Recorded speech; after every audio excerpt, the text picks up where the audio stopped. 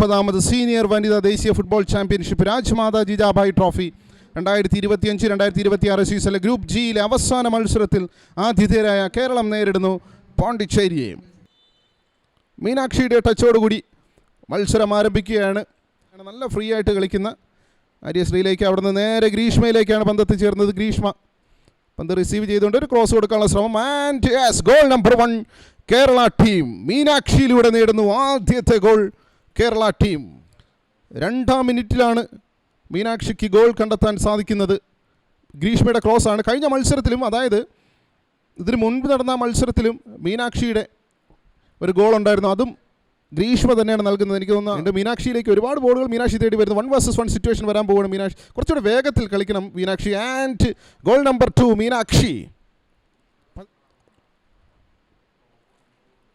1 vs 1 situation മുന്നിൽ കണ്ടുകൊണ്ട് ഈസിയായി തന്നെ ഇത്തവണ ഗോൾ കീപ്പറുടെ ഇടത് ഭാഗത്തേക്ക് സ്കോർ ചെയ്യാൻ കഴിയും. ഇതേപോലൊരു ചാൻസ്, നല്ലൊരു കർവിംഗ് കോർണർ കിക്ക് വരുന്നു. യെസ്, ഒളിമ്പിക് ഗോൾ നേടാൻ ഗ്രീഷ്മയ്ക്ക് കഴിയുന്നു.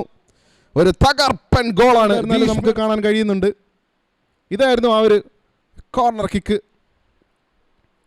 ഞാൻ ഓൾറെഡി സൂചിപ്പിച്ച ഒരു കർവിംഗ് കോർണർ കിക്കാണ് വരുന്നത്. അത് മനസ്സിലാക്കിയ ഗോൾ കീപ്പർ മുന്നിലോട്ട് വരണമായിരുന്നു ഈസിയായി തന്നെ ഫിനിഷ് ചെയ്യാൻ.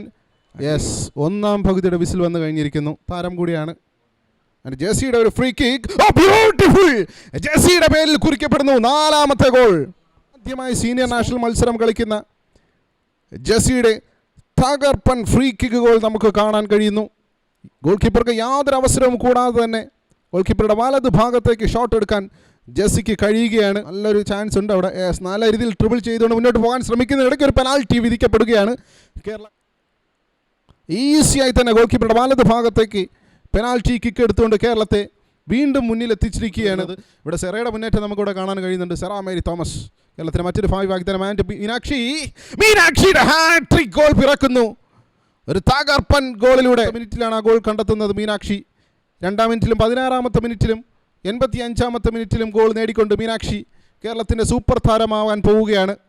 കേരള ഫുട്ബോൾ ടീം ഈ മത്സരം വിജയിച്ചിരിക്കുന്നു. And full time score Kerala 6, Pondicherry 0.